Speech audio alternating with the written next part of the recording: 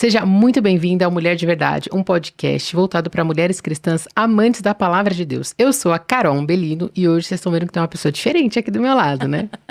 Eu sou a Leandra. Boa tarde.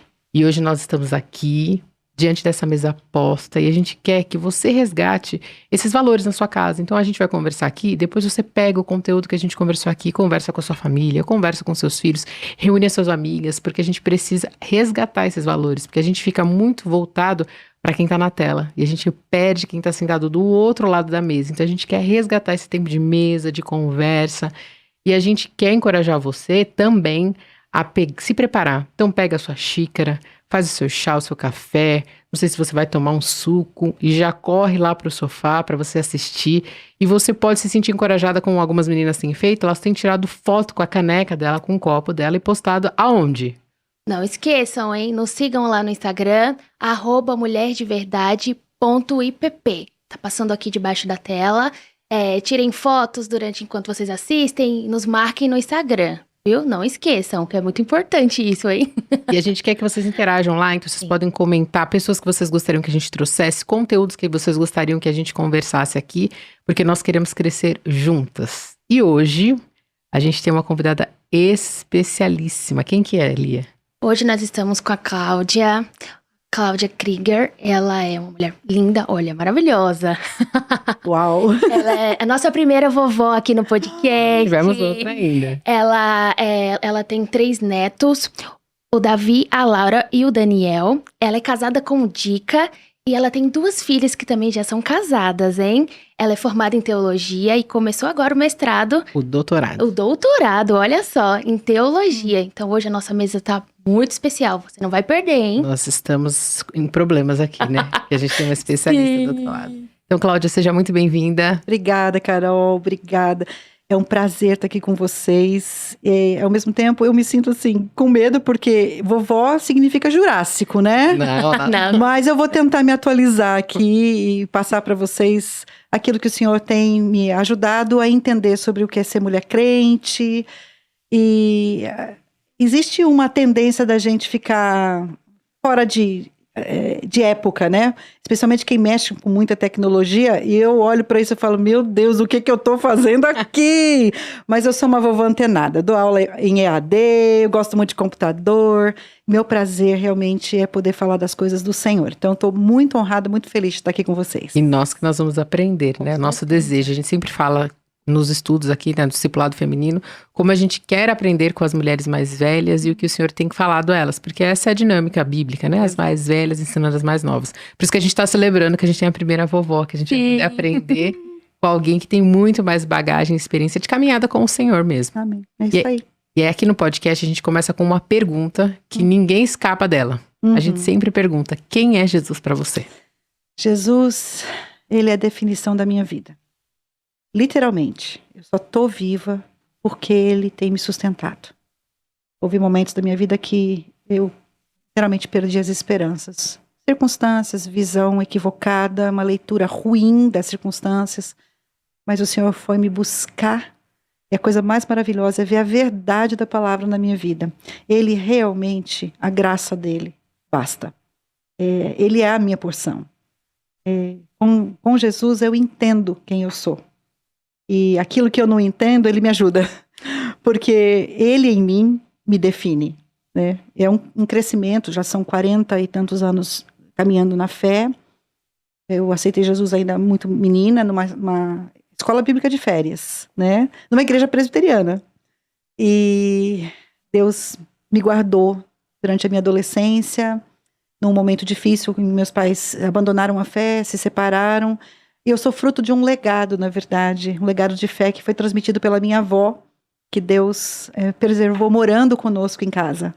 E ela foi a mulher que me ensinou a orar, mulher que segurou nas minhas mãos quando eu sentia muito medo, a pessoa que me ajudou a seguir quando todo mundo foi parando, né? Nossa igreja sofreu algumas perdas, algumas questões, e ela sempre dizendo para mim, você um dia vai dar graças a Deus, porque você está aqui e não em outro lugar.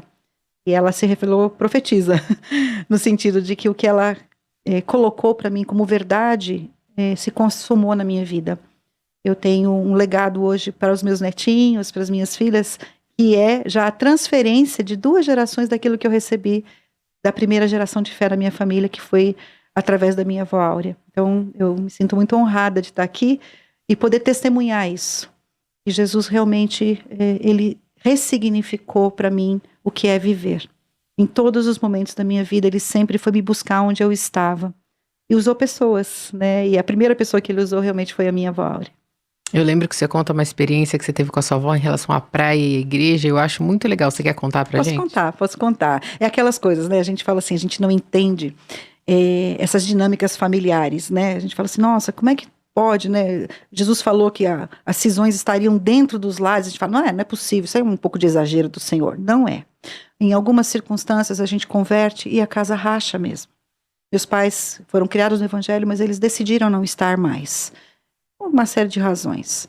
E eu tenho um irmão mais novo do que eu, então, morando em Santos, eu sou natural de Santos, a praia é maravilhosa, domingo de manhã, meu pai e minha mãe iam para a praia com meu irmão, antes de ir para a praia, nos deixavam, a minha e a minha avó na igreja. E eu lembro eu estava com uns 10 anos de idade, mais ou menos, eu lembro que eu não chorava, Carol, eu urrava na escadinha da igreja, para subir para a escola dominical. Eu, literalmente, eu não queria, eu queria ir com os meus pais para ir.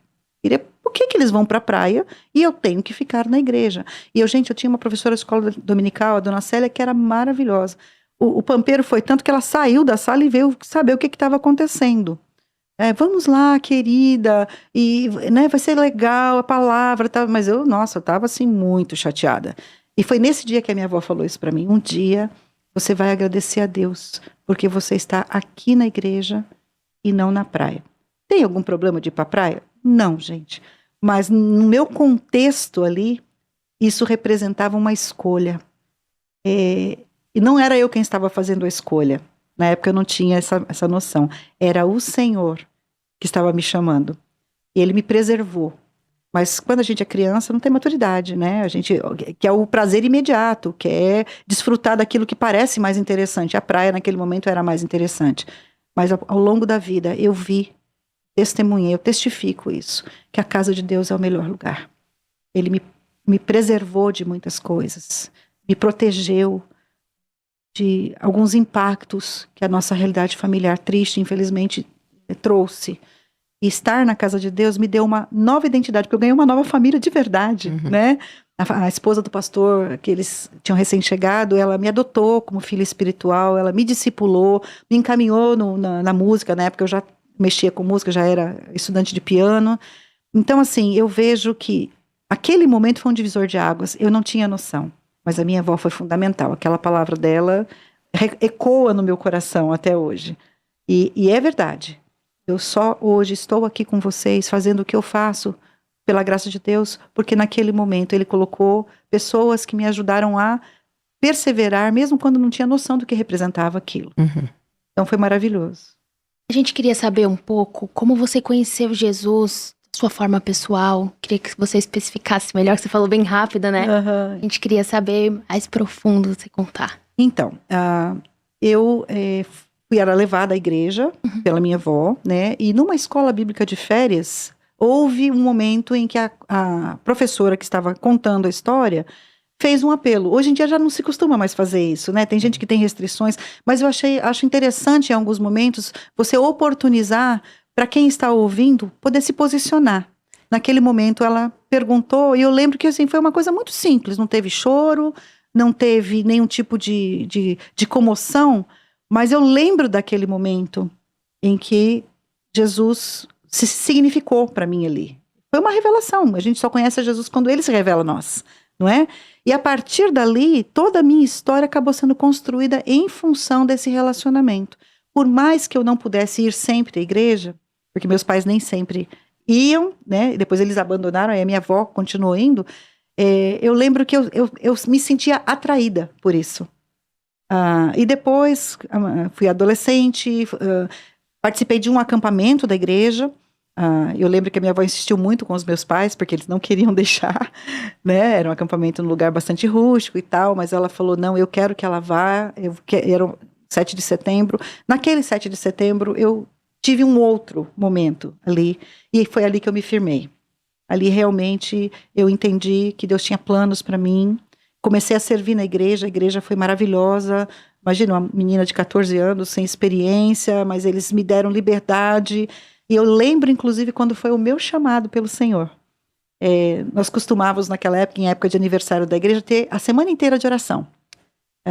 Era um costume que eu acho maravilhoso, porque todas as noites a gente tinha uma oportunidade de uma das secretarias da igreja, uma das entidades de funcionamento, dirigir essa reunião. E, gente, eles me falaram, você dirige. Eu, como assim? Não é? E fui, falei, nem lembro o que eu falei, eu sei que foi uma coisa muito simples, e quando terminou aquele momento, um dos presbíteros, o presbítero Abel, eu lembro dele, já está com o Senhor, ele se aproximou de mim e falou assim, você sabe que você tem um dom?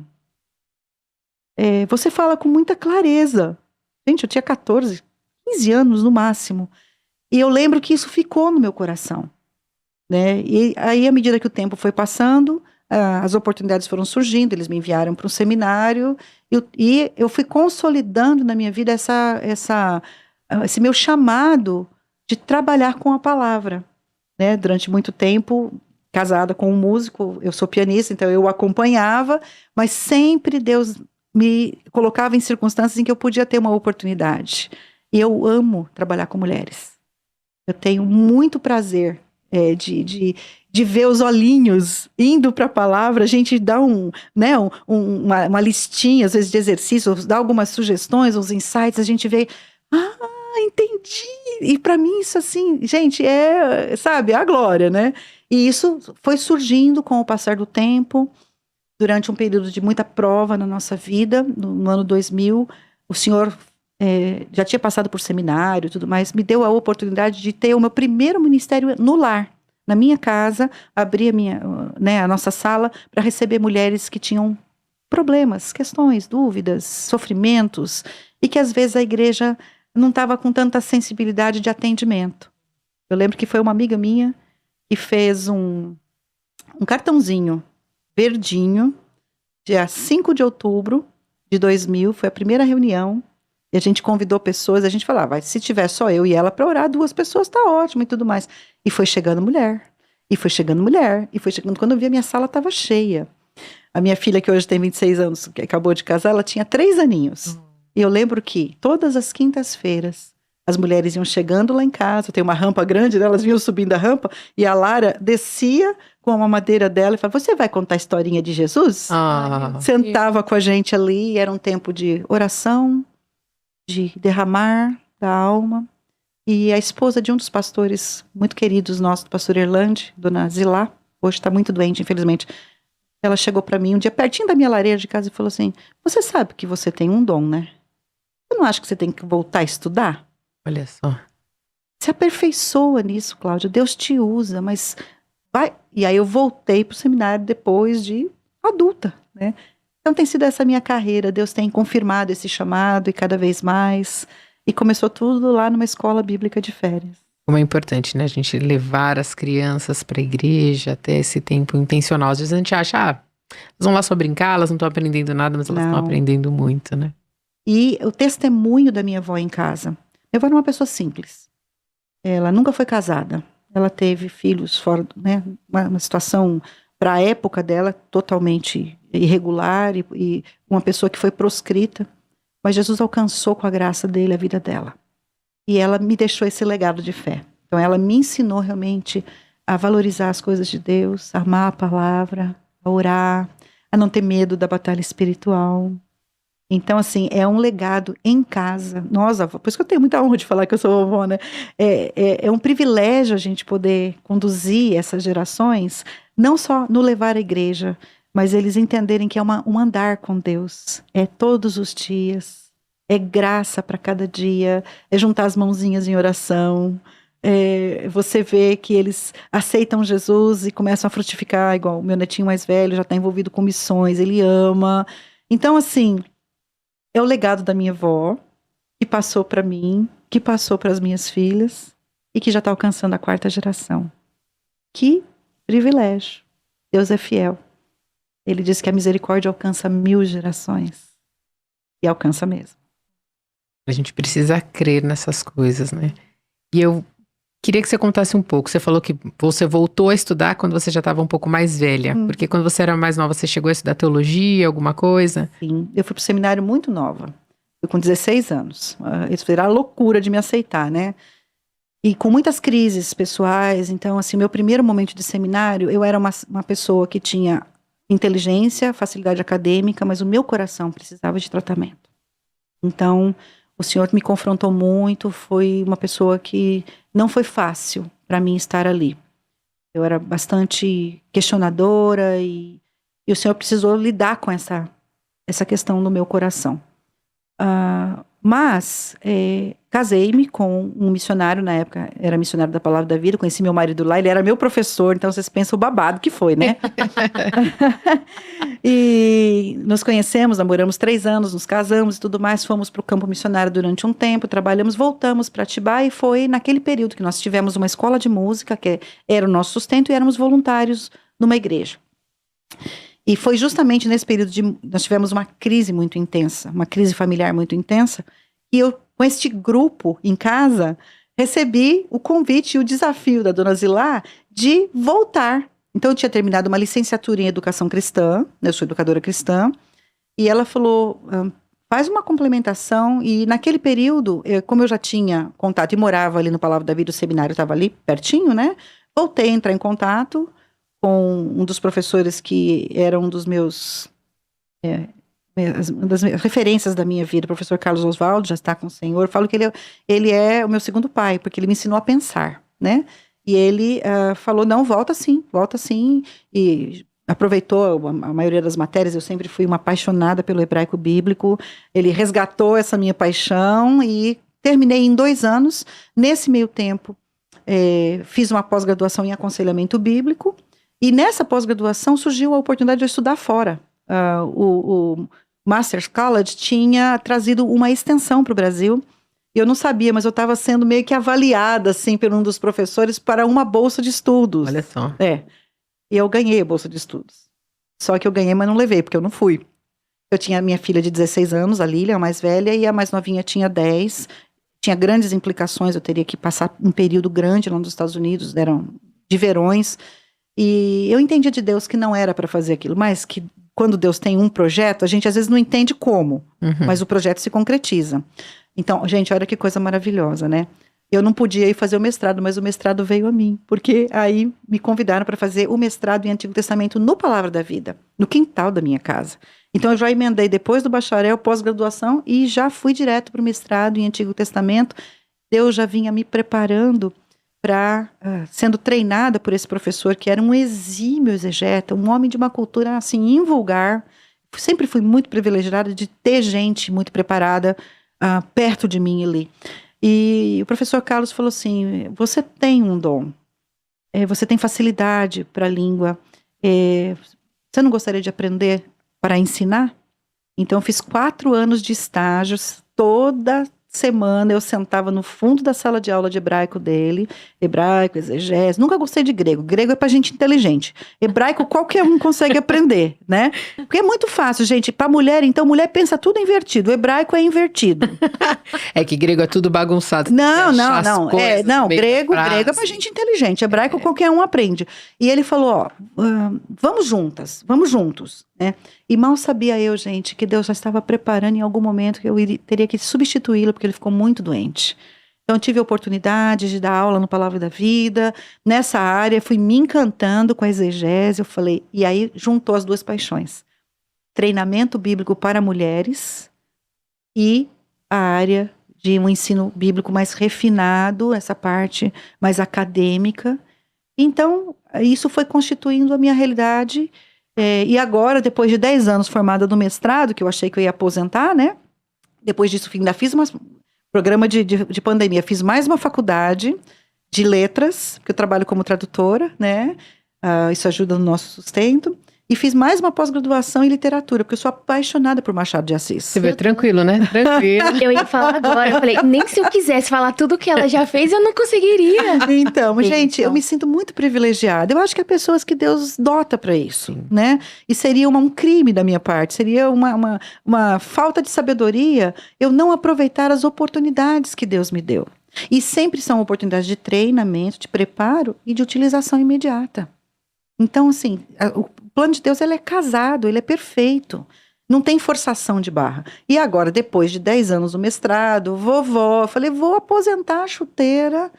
Deus abre uma porta maravilhosa, que é um doutorado no quintal da minha casa. Meu Deus. Porque o Dallas Theological Seminary agora tem uma extensão Brasil, né?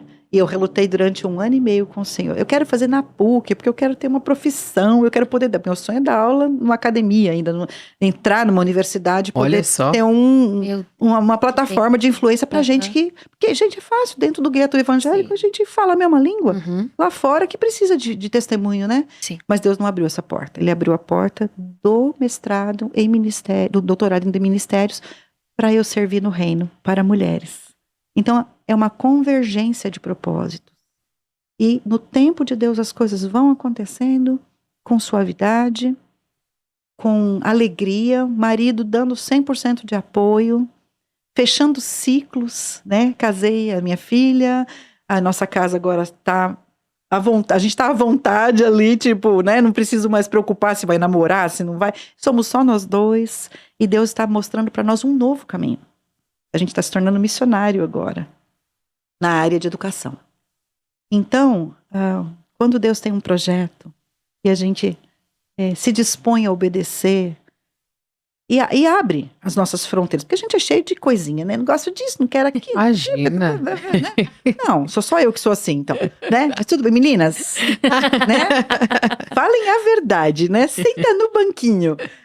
Quando a gente se dispõe a esperar o que Deus tem para nós, é impressionante o que Ele faz por nós.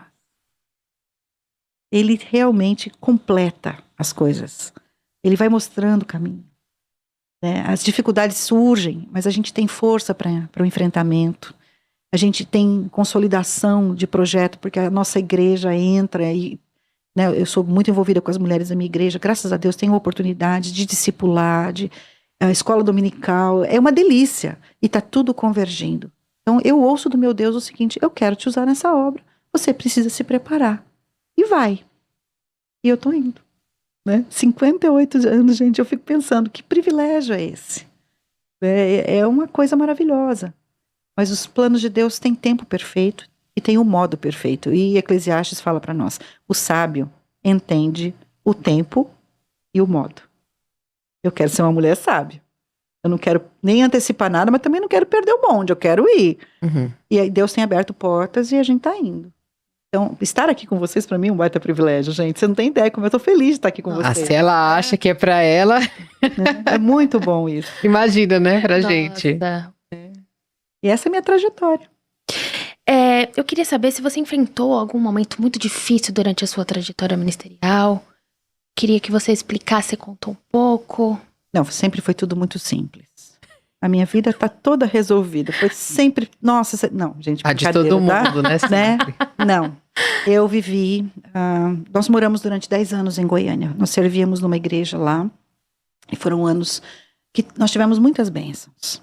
Mas nós tivemos muitas lutas. E uma das lutas que eu enfrentei como mulher, e que, por incrível que pareça, com tanto estudo, quando eu não estava preparada, foi o que eu chamo de tempestade perfeita. Eu tive o meu período de menopausa muito intenso, meu corpo sentiu muito, eu fui o caso clássico, né? Muita instabilidade emocional, insônia, tudo que vocês podem imaginar, né? Inchaço no corpo, aquela coisa que a gente fica assim, um caco, né? Junto com isso, nós tivemos uma crise na igreja. Nossa igreja teve um problema muito sério com troca pastoral e aquilo impactou, porque meu marido era funcionário da igreja, ele é ministro de música, aquilo impactou a nossa casa. Nesse meio tempo, a minha filha casou e em 1 mês ela estava grávida. Então, assim, eu não tive tempo de assimilar as coisas. a primeira gestação dela foi maravilhosa, nasceu o Davi, foi tudo muito bom e tal. Mas assim, a quantidade de elementos, de emoções, nesse meio tempo eu prestei o vestibular, passei, fui fazer história, assim, numa federal, ambiente muito tenso e tudo mais. Então assim, eu não percebia que eram muitos fatores que agregados eles causaram a tempestade perfeita. E culminou quando a minha filha, grávida do segundo neném, nos ligou em casa, dizendo que ela tinha recebido um exame, ela morava aqui em São Paulo, a gente lá, e o exame tinha dado um nível de infecção por citomegalovírus que era astronômico, o nome. É uma coisa assim, fora do normal. Eu não sei se vocês têm ideia do que é o citomegalovírus, mas ele faz um estrago na vida da criança, do feto, do bebê. E falei, vem embora para Goiânia, eu vou te cuidar aqui, porque ela com um bebê pequeno, e a gente não sabendo o que ia acontecer, era infectologista, Deus foi maravilhoso, abriu todas as portas, mas eu larguei faculdade, voltei para dentro de casa, fui cuidar de um bebê pequenininho, com igreja em crise, a crise se instalou e eu fui segurando, administrando. Quando a menina nasceu, perfeita, porque o nosso Criador criou o corpo de uma tal maneira, eu creio no milagre ali, mas a barreira da placenta impediu que o vírus atravessasse e alcançasse o neném. Deus protegeu, mas até a gente ver isso acontecer, foram 4 ou 5 meses de fazendo exames, conversando com o filho, e aquelas coisas mais, né, as pessoas às vezes chegavam, falavam, faziam um comentário, eu falava, eu não quero saber. Mas se você sabe o que a sua filha tem, eu não quero saber, eu sou a doutora Google, eu vou lá, né, faz parte do meu DNA pesquisar, né, então, mas eu não quis saber, mas aquilo foi me causando um descompasso interior muito grande, uma infelicidade muito grande, eu acabei numa cama deprimida, muito deprimida, tão deprimida que eu cheguei a considerar o suicídio, gente. Eu queria acabar com o sofrimento. Eu precisei de ajuda, recebi, graças a Deus, uma irmã maravilhosa, me apoiou espiritualmente, orou comigo, foram 2 anos de profunda tristeza. Eu não parei de trabalhar nem um dia para Deus, eu continuei dando aula, dava aula no seminário nessa época, lá em Goiânia, dava aula de hebraico, às vezes eu levantava da noite chorando, ou da noite insônia, ia, dava aula, voltava, caía de cama de novo. Era a energia suficiente para fazer o que tinha que fazer. Mas foi um período de muita crise interior. E o Senhor me levantou dessa crise. E quando eu decidi que eu não ia mais exigir nada. Porque na minha cabeça, tudo tinha que estar encaixado. E eu não tinha nada. A partir dos meus exames físicos, estava tudo bagunçado. Os hormônios estavam, né? Foi uma coisa de convergência de questões. Mas o Senhor foi me conduzindo às águas tranquilas.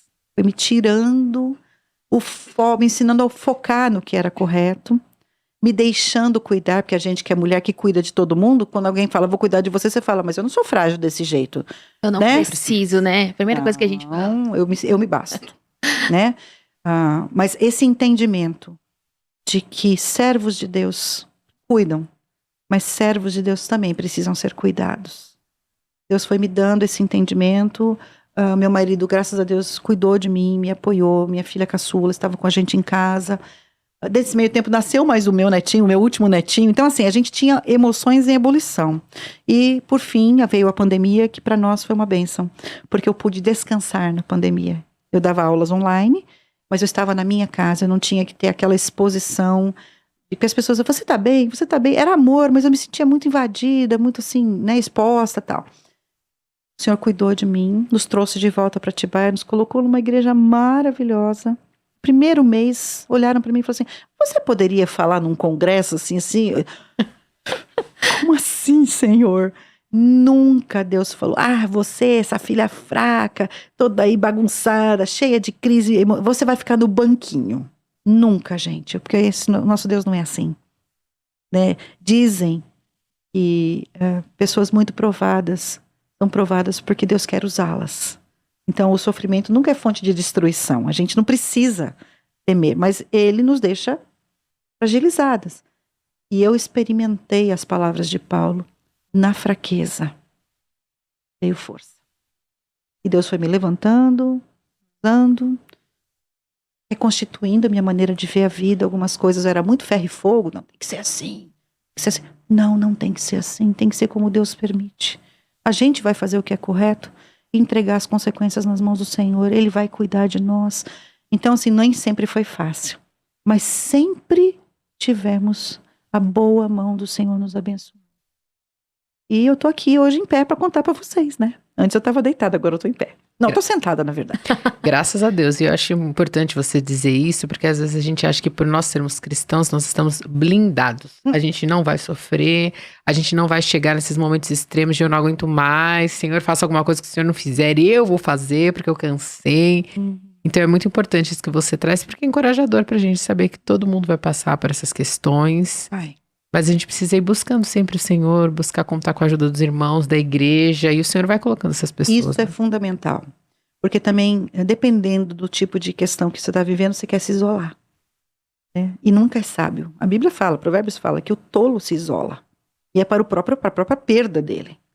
Né? A sabedoria está em não se expor demais, mas estar disponível para que as pessoas te ajudem. As pessoas oferecem ajuda e você fala, não quero. Chega uma hora que elas falam, bom, ela não precisa, deixa quieto. E isso é de um egoísmo, porque quando a gente precisa de ajuda, nós somos mulheres de Deus. Toda mulher de Deus é Ézer, é auxiliadora por definição. Casada, solteira, você é Ézer. As oportunidades da gente botar em prática o fato da gente ser auxiliadora são as necessidades. Quando a gente está em necessidade e a gente se nega a receber ajuda, você está privando a outra de ser bênção na mão de Deus. A gente não vê assim. A gente acha que vai incomodar, ou não precisa, a gente se basta. Mas Deus quer ensinar as pessoas a servirem, e por isso ele põe a gente em situação de necessidade. Toda Ézer é colocada por Deus nesse mundo para suprir alguma necessidade. Quando essa necessidade se apresenta e a gente se recusa a receber ajuda, a gente está impedindo alguém de ser bênção. Então, custou para eu entender isso. Porque a gente sempre quer ser a bênção. A gente não quer precisar ser abençoado. Que egoísmo e que ignorância, né? Porque o corpo funciona assim. Nenhuma parte do corpo pode falar para o outro, não preciso de você. Mas quando a gente se nega a ser humilde, e o sofrimento é uma escola de humildade, né? Tem um livro do Gene Edwards, chama Perfil de Três Reis. E ele diz que Deus matricula os seus servos na escola do quebrantamento. E é uma verdade. Se a gente não tem atenção para esses detalhes, não reconhece a mão de Deus, a gente priva as pessoas de serem respostas de oração. Elas querem ser. E elas também precisam aprender a notar os espaços de serviço onde elas são a mão de Deus. Porque ser Ézer é ser a mão de Deus, é auxiliar como Deus auxiliaria. Né? Deus às vezes desce direto do céu e manda um milagre, mas normalmente ele usa intervenções humanas.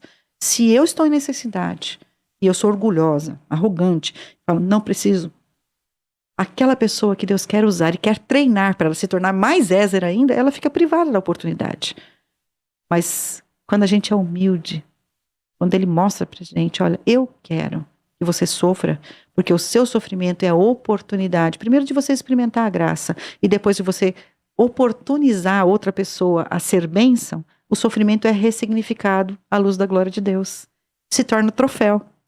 Isso é maravilhoso. Né? Senão vira tragédia. Né? Eu experimentei a tragédia enquanto meu coração estava duro. Eu não queria reconhecer que eu precisava de ajuda. Mas o Senhor foi quebrantando meu coração e trouxe pessoas maravilhosas, elas me serviram. E hoje eu posso servi-las também, porque a restauração traz essa oportunidade, né? Então, é isso aí. E conta um pouquinho pra gente, então, só tudo isso, né? E aqui, como o pessoal disse, a gente vai apanhando de todos os lados. Ela vai falando, né? A gente vai só recebendo, assim, do Senhor. Senhor, é pra mim, Senhor, é pra mim. Não é? Sim. Por que você decidiu, então, como que começou esse seu envolvimento com mulheres? Foi a partir dessa reunião na sua casa? Acho que ali foi um marco. Eu sempre estive envolvida com mulheres, de maneira informal, aconselhando, mas assim, as minhas filhas são mulheres, né? Então, assim, mas eu não fui uma boa mãe para elas, infelizmente, errei muito. O Senhor me deu a oportunidade de revisar algumas coisas com elas, e hoje, graças a Deus, o relacionamento é uma delícia, mas eu tive muita dificuldade com a maternidade, eu confesso. Eu não era uma mãe natural. Eu lutei com algumas coisas. Muitas coisas que eu não entendia, hoje eu entendo. Mas o marco foi naquela reunião. Por quê? Porque as necessidades se apresentaram de maneira gritante, queridas. A gente está falando de gente idosa, não está falando de mocinha. Mulheres que tinham perguntas. Eu lembro de uma senhora que tinha perdido uma filha num ano, num acidente de carro, e no outro ano perdeu um filho. Eu lembro dessa senhora chegar, parecia um fiapinho. E naturalmente a pergunta é, meu Deus, por que caiu 2 vezes esse raio na minha casa? Mal me recuperei da perda de uma filha, perco o outro. Eu lembro assim que ela entrava, ela sentava e ficava olhando. A dor, ela é a personificação da dor. Não Imaginando tinha como Noemi, não ser, né? Não tinha como não ser. né? Perde. E de repente, aquele grupo começou a se tornar um grupo, não de dor, mas um grupo de cura. Porque a palavra ia trazendo esperança. Eu falei hoje lá nas Mulheres da Esperança, né? A esperança da mulher crente é diferente. Porque ela não está baseada num pode ser que seja. Ela está esperando em alguém que fala, eu sou o seu libertador. Eu sou o teu Deus. Eu sou aquele que te consola. Então, a gente começou a ver isso acontecer de maneira concreta na vida das pessoas, através da palavra. Porque não há outro meio da gente ser consolado. É a comunhão dos irmãos, mas só a comunhão. Qual é o risco da gente falar uma bobagem quando a gente está falando o que a gente quer falar? Gigantesco. Né? E a gente, no ímpeto de querer consolar, se a gente não consola mediante a consolação das Escrituras, a gente dá falsas esperanças. Muitas mulheres desistem da fé porque elas ouviram de gente crente coisa que não era Bíblia.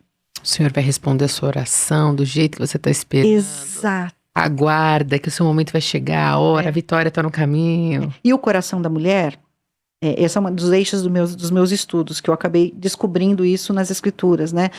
A gente é multifacetado, o nosso mundo interior ele é decorado por vários ângulos, né? A gente tem a parte cognitiva, que é onde a gente entende as coisas, a gente lê a palavra, estuda e tal. A gente tem a parte da sentimentos, emoções, que são decorados, vamos dizer assim, pelas respostas que a gente dá às reações, à vida e às Escrituras. Mas a gente tem uma área chamada imaginação, que é uma área de fragilidade na mulher. A imaginação é uma bênção, porque da imaginação a gente tem o potencial criativo. A gente tem a imagem de Deus refletida em nós pela imaginação também. Então o que acontece? Quando eu não tenho uma imaginação educada pelas Escrituras, eu tenho uma grande chance de viajar na maionese. Sabe aquela expressão em hebraico? De sartar o corguinho, como diz lá no Goiás. Né? Por quê? Porque eu começo a elucubrar as coisas e dizer que é a vontade de Deus. Eu faço uma leitura da vida de possibilidades que não são bíblicas. Mas Deus não trabalha no irreal. A gente começa a ter ansiedade porque fica no e se. E as pessoas começam, às vezes, a nos informar com coisas que não são a leitura de Deus sobre a circunstância. E gera falsas expectativas. E a gente começa a operar no irreal. Não tem uma palavra na Bíblia que Deus diz promessa para o irreal. Deus tem promessas para o mundo real, para as nossas necessidades verdadeiras, não para os problemas que a gente cria na cabeça. Vocês entendem? Então, assim, eu comecei a perceber que o grande problema das mulheres era a falta de compreensão da realidade bíblica. Aí consolidou. Por quê? Mulheres que estudam a Bíblia de maneira consistente, que sabem as ferramentas, que conseguem pensar de maneira lógica, com a lógica de Deus. A lógica de Deus lá de Romanos, né? O culto racional, o culto lógico, né? Ele tem a ver com questão de raciocínio, ou seja, uma coisa pensada e intencional, mas ele tem a ver com genuinidade, com veracidade. Por isso que Pedro fala, vocês têm que se alimentar do genuíno leite espiritual. Por quê? Porque tem muita coisa misturada por aí, com cara de evangelho. E nós, mulheres, gente, nosso universo de publicações, de palestras, é muito complicado. É mesmo. Eu falo que eu tenho um pouquinho de preconceito. Jesus precisa me libertar disso, que eu tenho um pouquinho de preconceito dessas coisas do universo feminino gospel. Então, a gente tem que ter aquela sabedoria de não fechar o coração totalmente, porque esse tipo de rejeição pode nos tornar arrogantes. Mas discernimento não é arrogância. Discernimento é você ter a capacidade de olhar para todas as coisas com um critério, um critério estabelecido, a gente fala que é uma matriz de pensamento bíblico, e você vai julgar todas as coisas, tá? Do jeito que nos é dito nas escrituras, a partir, não do que eu acho, não das minhas preferências, mas de uma coisa que é objetiva, que são as colocações de Deus. A gente chama isso do temor do Senhor. Então, à medida que eu, como mulher de Deus, aprendo a lidar com o livro de Deus, com os pensamentos, gente, eu penso que coisa mais é surreal. Você abre um livro e você sabe o que Deus pensa. É tudo o que Deus pensa? Óbvio que não. Porque Deus é infinito. A mente de Deus é infinita, né? Só o Espírito consegue soldar as profundezas de Deus. Mas o que está revelado para nós, Deuteronômio 29, né? Há coisas que não são para nós. Graças a Deus. Mas o que está revelado para nós é acessível. É possível de se ter um conhecimento lógico que vai informar o nosso mundo interior de tal maneira que a gente vai ficar operacional no meio da dor, porque a gente vai ajudar as nossas emoções a reagirem. Emoções são autônomas num certo sentido. A gente olha uma coisa e fica triste, mas a permanência na tristeza ou a manifestação dessa tristeza de maneira inconsequente, né, tendo espasmo, loucura, gritaria e tudo mais, isso não condiz com uma mulher que teme ao Senhor. A Bíblia nos educa, a graça nos educa através de conhecimento. Então foi aí que eu cheguei à conclusão, nós precisamos criar subsídio. Nós precisamos ensinar essas mulheres, da mesma maneira que Deus tem me ensinado, a educar o meu mundo interior por um critério que é superior. Não é uma espiritualidade descolada da realidade, né? Aquela coisa doida, né? Que vai baixar da nuvem, vai ter uma revelação, vai ter isso, vai ter aquilo. Para tudo. Se a gente tem uma palavra que é objetiva, e nós temos Bíblias em português, pela graça de Deus, vai chegar mais uma novinha, e eu tive o privilégio de trabalhar na equipe de produção. Olha só, em primeira mão, hein? Na NVI vai sofrer uma nova revisão, né? A revisão antiga, maravilhosa, o professor Luiz Saião, que foi o coordenador, só fera na primeira equipe. Mas resolveram fazer uma segunda, porque tinham algumas questões e tudo mais. E, gente, pensa, eu entrei na cota vovó. Eu e a Johanna Oliveira, as únicas mulheres, junto com a revisora linguista, né? Tivemos o privilégio de trabalhar como assessoras de tradução do hebraico, né? A gente tem, em primeira mão, com qualidade, num português acessível, a gente não pode dizer que não tem como conhecer a vontade de Deus. Mas muitas vezes a gente não aceita o que Deus apresenta como vontade dele. Porque nós estamos operando no mundo da imaginação. Eu gostaria que fosse assim. Eu acho que seria melhor que fosse assim. Eu acho que Deus está dizendo. É cheio do eu acho, eu penso. Mas entre isso e o assim diz o Senhor, tem a mediação do Espírito pelo uso da palavra. Então eu tenho aprendido. Meninas, mulher cheia do Espírito Santo, não é aquela que está lá fazendo 1000 malabarismos espirituais. É a mulher que se dedica no estudo da palavra e no abrir da boca dela, nas expressões, nas suas decisões, na sua consciência tratada pelas Escrituras, ela manifesta o caráter de Cristo. E isso é totalmente possível. Não é fácil. Tem um processo, mas é plenamente possível. E Deus nos educa pela sua graça. Então é isso que tem sido a minha vida agora, né? Estou aprendendo ainda. Imagina, se ela está aprendendo, nós temos uma longa caminhada ainda. E é interessante você falar isso, né, da Bíblia, a gente tem lá no nosso idioma, que uma vez eu escutei duas coisas esse ano que eu achei muito legais. A primeira é que nós somos o povo do livro. Se nós somos o povo do livro e Deus deixou um livro, logo ele espera que a gente leia. Eu achei muito legal aprender isso. Uhum. E a segunda coisa é, nós todas que estamos aqui assistindo, nós falamos português. Nós lemos português, nós entendemos português. Então a gente consegue abrir a Bíblia e entender. Com a profundidade, a gente precisa do Espírito Santo para discernir. Mas o que está escrito ali, todas nós somos capazes de ler. Sim. Se a gente sabe ler. Tem pessoas que não sabem, pedem para outras pessoas lerem porque elas têm fome e sede. E às vezes, muitas vezes a gente sabe, está no nosso idioma e a gente negligencia. Né? Exato. Agora, gente, pensa que coisa maravilhosa. Provérbios 31 tem um eixo de funcionamento da vida operacional. Aquela mulher é um portento. Ela é tão maravilhosa que o pessoal fala que ela não existe. É só uma poesia. Gente, essa mulher existiu. Ruth foi chamada de mulher Eshet Hail, né? Mulher virtuosa. Ela nem israelita era, gente. Mas uma mulher que aprendeu o temor do Senhor numa circunstância absurda, com um testemunho invertido da Noemi, e ainda assim Deus a alcançou e ela se tornou bênção, né? Mas olha bem, que Bíblia essa mulher tinha? Nenhuma. Ela não tinha uma letra na casa dela. Eu fico, assim, pasma de pensar que o poeta que compôs é um poema interessantíssimo, riquíssimo, de uma arquitetura maravilhosa, porque ele é um poema alfabético, né? Então, assim, a ordem que as coisas vão acontecendo é de uma beleza literária, mas muito mais do que isso, tem uma profundidade, tem uma dimensão que a gente muitas vezes não presta atenção. Porque como a gente tem a Bíblia na mão, a gente acha que todo mundo tem. Uhum. E todo mundo teve. E não. Essa mulher não tinha. Quem tinha a Bíblia naquele tempo? Sacerdote. E o rei. O resto do povo dependia de mediação para ensinar ou para aprender.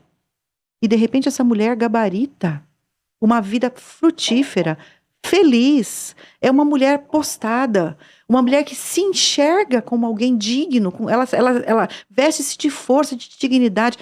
A gente pensa que as mulheres eram tudo mocoronga, né? Aquela mulherzinha assim, coitadinha dela, vitimizada. Pelo contrário, a mulher modelo, ela é modelo em várias frentes diferentes e diz que a razão por que ela é quem ela crê em quem ela crê. Como que essa mulher chegou a esse conhecimento? Para pensar o que é isso. Porque o temor do Senhor é um dos sinônimos no Salmo 19 da palavra de Deus. É a lei do Senhor, os testemunhos, os mandamentos, o temor do Senhor. Opa! No paralelismo hebraico, a gente chama de paralelismo sinônimo. São encadeamentos de ideias que apontam para um objeto. E esse objeto é a palavra de Deus. É a palavra revelada. Como que essa mulher teve acesso a esse conhecimento? Uhum. É algo extraordinário. Chega a ser sobrenatural. Mas a Bíblia diz que o que faz aquela mulher ser quem ela é o relacionamento que ela tinha com Deus e a sua palavra. Segredinho, né? Bem simples, né? Eu queria fazer uma pergunta dentro disso, da Bíblia ser suficiente e objetiva, porque a gente vê muito hoje em dia o pessoal andando nessa linha mais coach, que a gente tem que seguir alguns tipos de processo, algumas etapas, para a gente viver melhor, viver bem, né? Para a gente encorajar as mulheres, já que a gente está falando um pouco da palavra, em relação a isso. Como é que a gente vai saber discernir, entender bem se essas pessoas que estão falando isso, elas só estão misturando mentiras e verdades, falando meias verdades, ou se elas estão... Então, discernimento é uma coisa que vem pela maturidade. Ou seja, é uma coisa que vem por critérios. A maturidade, ela vem pelo conhecimento de Deus e da palavra. Porque o que arquiteta o nosso mundo interior é o fundamento da igreja. Paulo diz que o fundamento que a gente recebe é sobre os profetas e os apóstolos, ou seja, tem uma revelação objetiva, né? O que a gente faz com essa revelação objetiva é que é o grande problema. Por quê? Todo o pensamento, ele parte, toda a comunicação, a gente falando agora do coaching, as abordagens um pouco mais, enfim, a gente tem que pensar no passo anterior, a premissa disso. Todo fundamento de pensamento, ele tem uma pressuposição e um objetivo. Eu posso pegar uma coisa que é pura e usar para fins impuros. Como é que eu discerno isso? Se eu estou sendo fiel ao propósito do texto e não pego o texto para falar o que eu quero que diga. Esse é o grande problema dos relacionamentos que a gente tem estabelecidos hoje em vários campos com a palavra de Deus. Há pessoas que descobriram valores maravilhosos, que são valores eternos, que valem para todas as áreas da vida, né? Descobriram nas escrituras. Então, você tem Jesus, o maior dos psicólogos, as lideranças de Jesus e tal. A Bíblia foi escrita com essa intenção? Não em primeira mão. Tudo isso existe, mas o que tem de primeiro propósito, eu tenho que ler de acordo com o autor. Eu não posso simplesmente destacar versos e usá-los para apoiar o que eu entendo. Isso acontece muito. Então, você faz uma ressignificação textual. E você começa a articular aquilo de acordo com as suas pressuposições. Então, eu tenho uma boa ideia, tá cheio de sermão assim na internet, né? O cara tem uma boa ideia, ele vai lá, encontra um versículo e cola lá, porque aí vira bíblico. né? E se não tem na Bíblia, põe que é bom, Aham. né?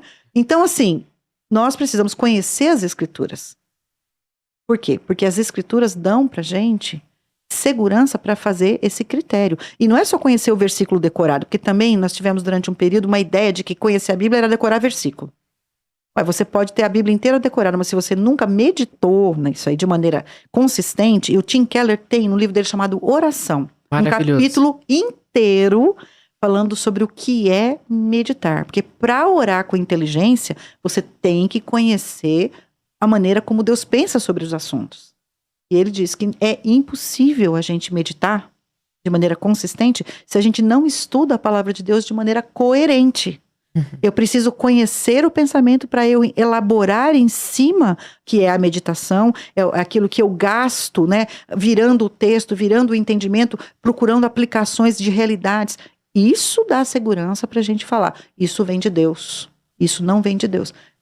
De outra maneira, é simplesmente você fazer um uso espúrio das Escrituras. Você pegar o que não foi escrito com aquele propósito e inventar uma coisa em cima daquilo e procurar pegar a autoridade de Deus e colar naquilo ali. Esse é o grande perigo. Você está dizendo para pessoas que Deus está dizendo. Você é linda, você é maravilhosa, o poder está dentro de você, você pode ser o que você quiser. Será?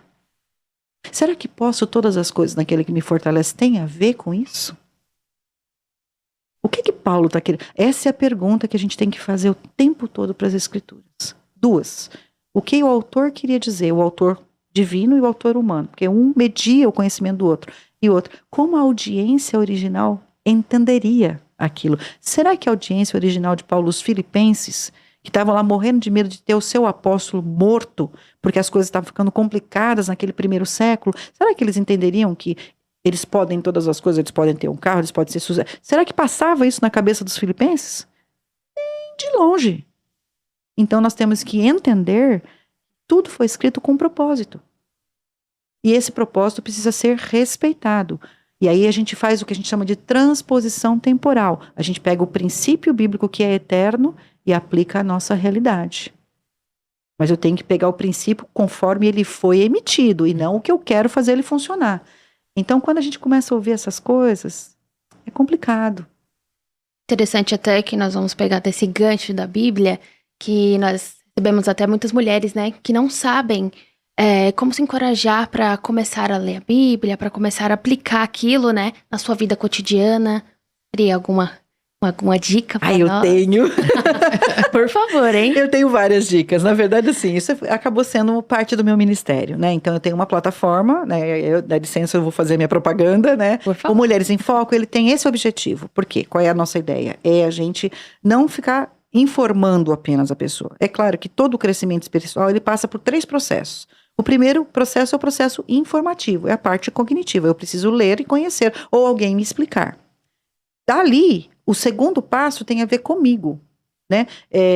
Tem 2 palavras, desculpa falar aqui um pouquinho, né, mais tecnicamente, 2 palavras na Bíblia que são muito importantes para toda mulher e que a gente não é ensinada a olhar desse ponto. Uma é a palavra dianoia, que Pedro usa quando ele fala que a gente tem que ter uma mente preparada.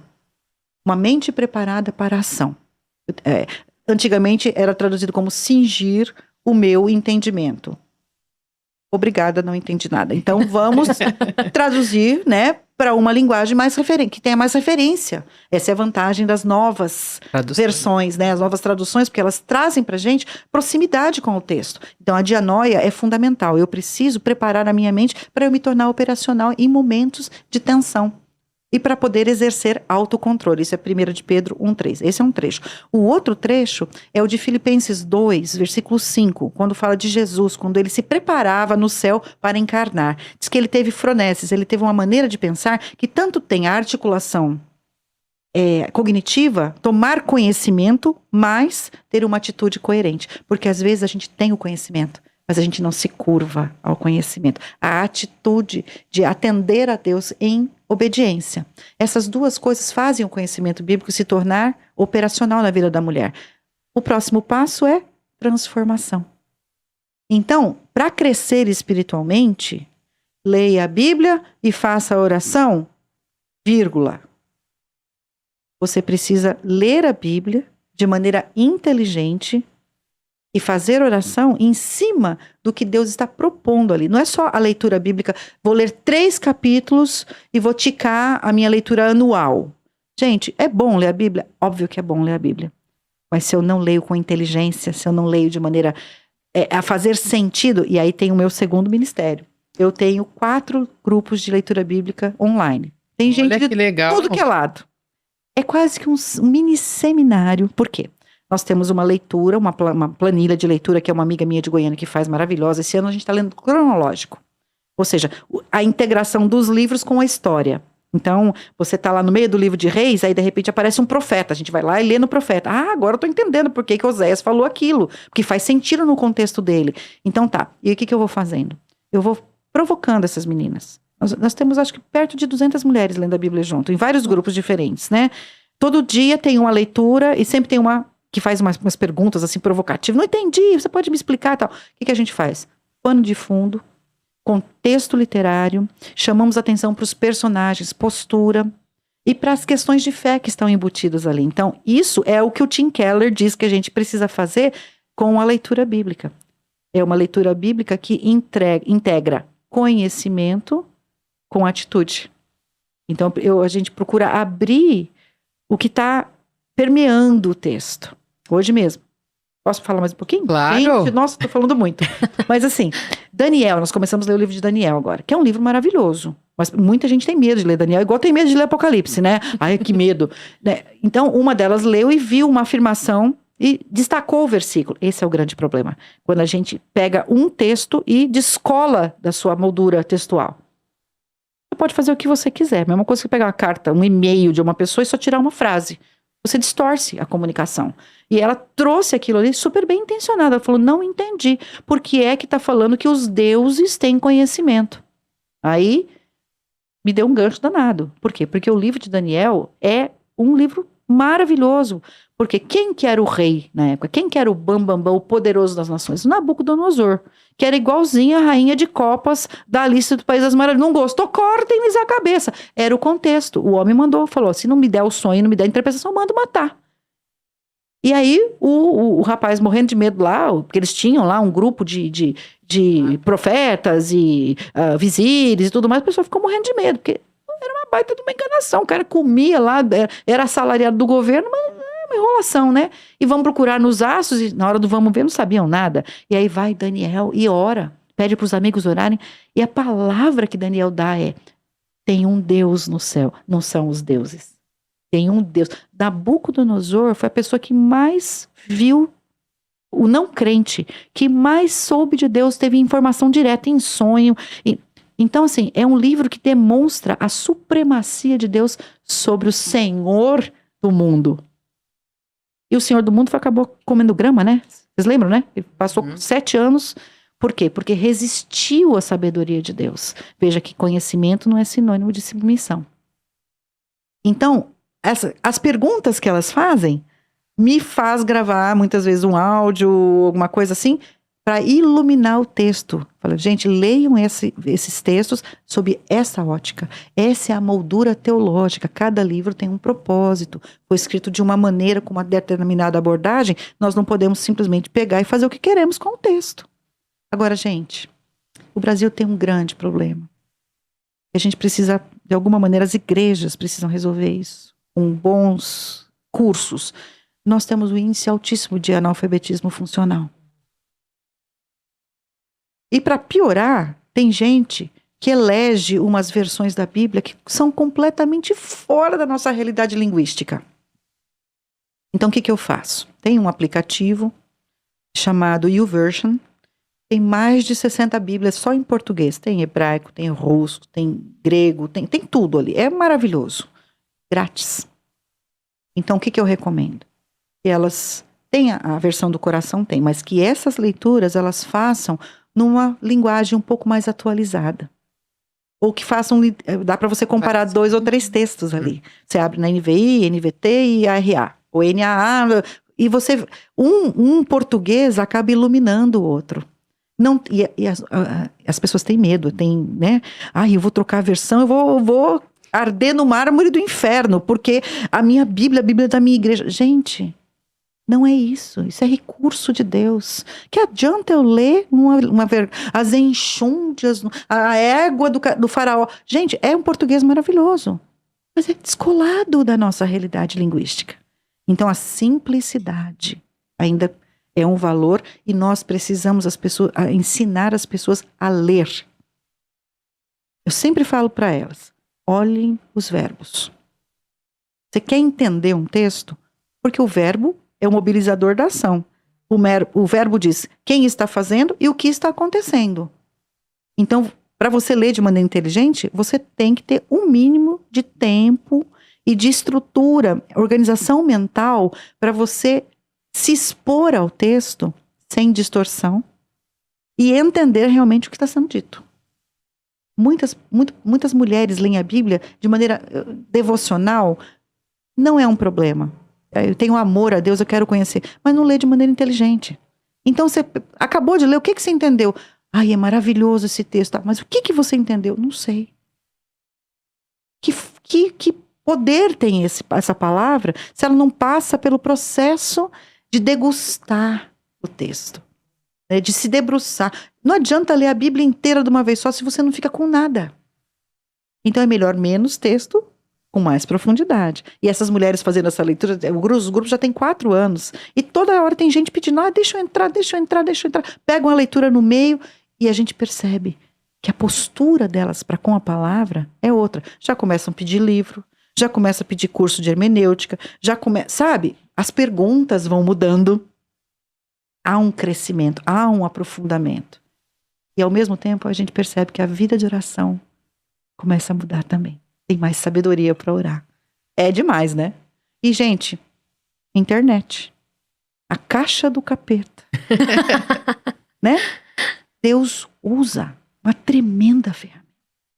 Simples. É um grupo de WhatsApp. Mas você sabe que agora você tem um problema, né? Por quê? Porque São você falou 202. isso aqui, não. Porque ela falou isso na internet. Pra audiência. Agora você vai ter que deixar o seu contato. Não, gente, olha, é uma coisa assim que é de amor. Quanto mais mulheres vierem fazer, e engraçado que os grupos começam a se multiplicar, porque elas pegam o áudio, né, que normalmente eu gravo, e reproduzem. Mandei pra minha igreja, mandei pra não sei quem, mandei pra isso. Uma hoje falou assim, eu tô fazendo seminário, e você trouxe uma iluminação, porque eu tô estudando exatamente isso. Então, assim, o conhecimento de Deus, que Deus nos dá, ele não é nosso. Uhum. Ele tem que ser devolvido e multiplicado para o reino. Glória a Deus, se mais mulheres quiserem, vamos lá. Agora, você não pode se tornar refém da opinião de alguém. Então, o meu propósito é gerar uma santa autonomia, tá? Ferramental para essas mulheres exuberarem nesse sentido, transcenderem. Porque eu não quero virar guru de ninguém, né? Então, também tem que ter esse cuidado, da gente não acabar criando um corpinho lá, que a gente fica lá manipulando, porque é assim que nascem as distorções. Uhum. Né? As pessoas que acabam ficando dependentes. E a gente não quer isso, a gente quer depender de Deus sem depender do ser humano. E quem fala é o Senhor.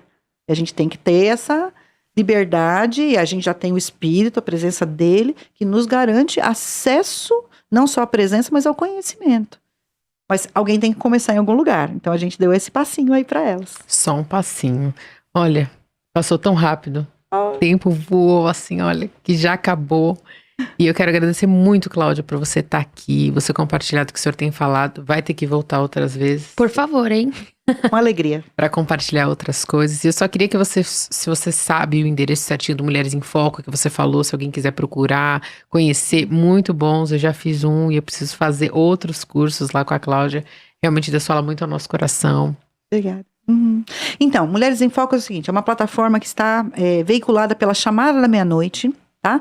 Lá no site da Chamada tem um linkzinho, uma abinha que é cursos. Tá? Se você entrar no meu Instagram, tá? Não me segue, você só entra lá, segue Jesus, mas você vai dar uma olhadinha lá e eu vou sempre colocar as próximas possibilidades. Por exemplo, agora a gente está estudando Priscila, né? A vida de Priscila, como a gente se torna uma líder auxiliadora. né? Que é uma coisa maravilhosa. Então, na plataforma da chamada, você tem link para fazer inscrição. O curso normalmente dura 5 semanas, são 5 quintas-feiras, né? A gente já está terminando esse agora. E aí você tem a sua inscrição ali, você tem acesso ao material, a gente tem aulas ao vivo às quintas-feiras à noite. E é uma maneira da gente contribuir, né? Para as mulheres começarem a pegar aquele gostinho de aprofundar um pouquinho mais em áreas diferentes. A gente tem 3 eixos. Um eixo é o Pastoreando Meu Coração de Mulher, que é voltado à ética, que transforma o meu coração. Eu me transformando a imagem de Cristo, né, em assuntos bem polêmicos. A gente já tratou sobre, por exemplo, orgulho, arrogância, perfeccionismo, ansiedade, comunicação. Sempre é alguma coisa voltada para áreas de fragilidade na nossa vida.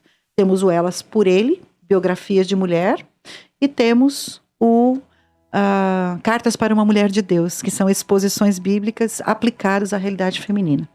Nossa, que bênção. Quantas coisas. Meu Deus, já anotei todas, tá? Vou fazer todas. Pode passar o seu arroba para quem tá assistindo a gente? @claudia.krieger. E não esquece, segue Jesus. E aí vai estar aparecendo aqui se você quiser. Sim. Então a gente quer agradecer muito você, volte outras vezes. E a gente quer agradecer você também que assiste a gente todas as semanas. A gente tem um compromisso marcado toda segunda-feira. Não perca, não falte. E faz um favor, pega esse link que eu tenho certeza que abençoa a sua vida. E compartilha sem moderação, sem limites, para que muitas mulheres recebam e se sintam encorajadas a estudar a palavra de Deus e amar a palavra de Deus. Então, a gente espera que você semana que vem. Um beijo e até lá. Tchau, tchau. Tchau, tchau.